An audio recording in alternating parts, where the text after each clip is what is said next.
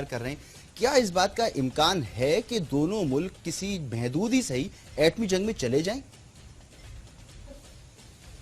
جہاں تک مجھے علم ہے انڈیا نے چھوٹے نیوکلیئر ویپنز نہیں بنائے ہیں، اور اس کی وجہ یہ ہے کہ جب آپ چھوٹا نیوکلیئر ویپن بناتے ہیں تو اس کے اندر یورینیم یا پلوٹونیم خاصا استعمال ہوتا، کافی مقدار میں استعمال ہوتا ہے، اور اس لیے آپ کو فسائل مٹیریل یعنی یورینیم یا پلوٹونیم بہت مقدار میں تیار کرنا پڑتا.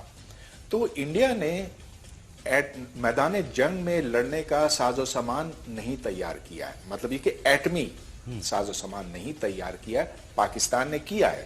اور یہ جیسا کہ میں نے آپ کو بتایا کولڈ سٹارٹ کی وجہ سے پاکستان نے یہ کیا.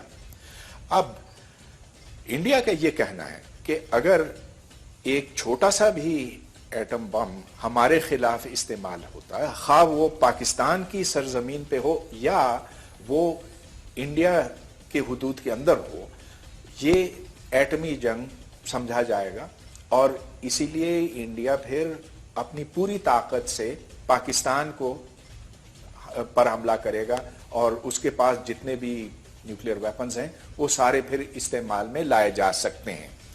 تو میں سمجھتا ہوں کہ جو ٹیکٹیکل نیوکلیئر ویپنز ہیں، ہاں شاید آپ کچھ ٹینکوں کو تباہ کر سکیں، لیکن اس کا جو نتیجہ ہوگا، اس کا جو انجام ہوگا وہ یہ کہ مکمل ایٹمی جنگ چھڑ جائے گی.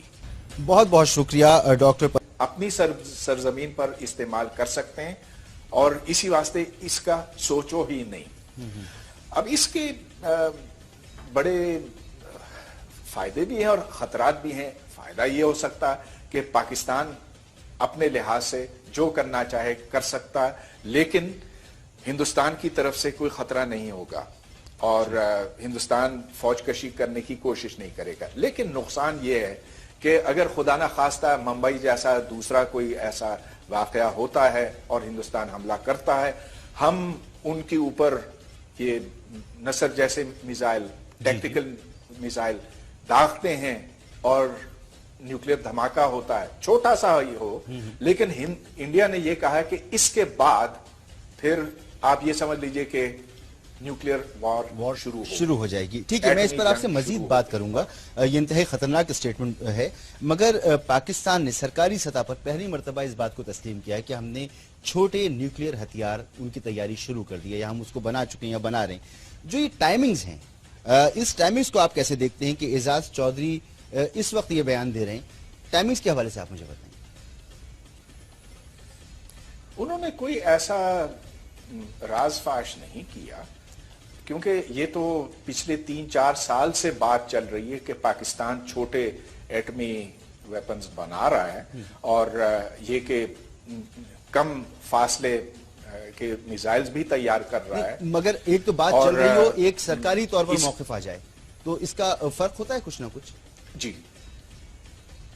ہاں، ضرور اس کا فرق تو پڑتا ہے. آخر یہ بات واشنگٹن میں کہی جا رہی ہے، اور وہاں اس وقت جب وزیر اعظم وہاں پر موجود ہیں یا جانے والے ہیں تو اس کا ایک واضح اثر ہوتا ہے.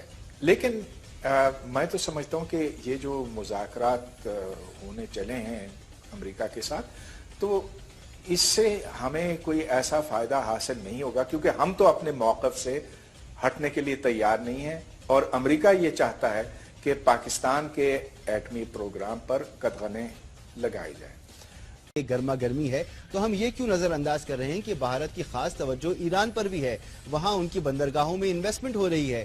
پاکستان اس وقت دور ہوتا چلا جا رہا ہے ایران کے ساتھ.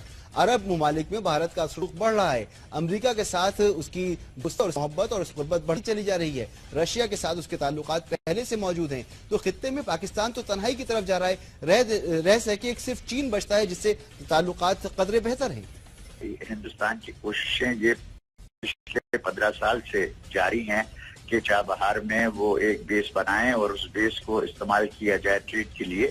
لیکن ہندوستان کو بھی پتا ہے، ایران کو بھی پتا ہے کہ جو تجارت چابہار کے ذریعے کی جائے گی وہ کم از کم 50 یا 60% زیادہ مہنگی ہوگی بنسبت ڈائریکٹ روٹس کے.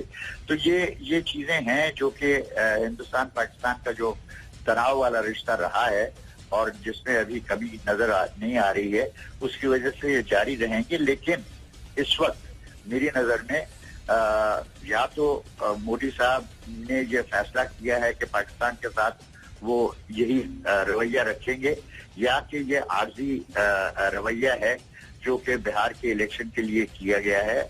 और मेरी नजर में इस वक्त मैं ये सोचने की कोशिश कर रहा हूँ कि ये अपनी अंदरूनी सूरत हाल की वजह से कर रहे हैं। ठीक, बहुत बहुत शुक्रिया नजमुद्दीन शेख साहब, साबिक सफारतकार और मारूफ तजज़ियाकार।